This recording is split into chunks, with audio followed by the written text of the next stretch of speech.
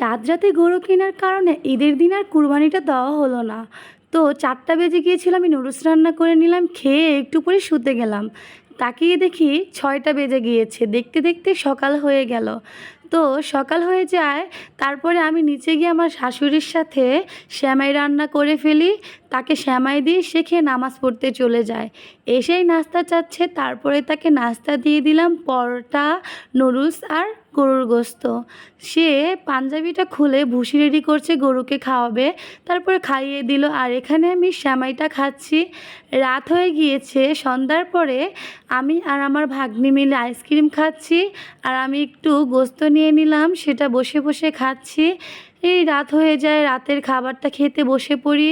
এখানে গরুর মাংস আর ভাত ছিল, তারপরে আমি মুড়িও খেয়ে নিয়েছিলাম। আজকের ভিডিওটা এই পর্যন্ত। এই ভিডিওটি ভালো লাগলে অবশ্যই লাইক, কমেন্ট এবং শেয়ার করে দিবেন। আল্লাহ হাফেজ।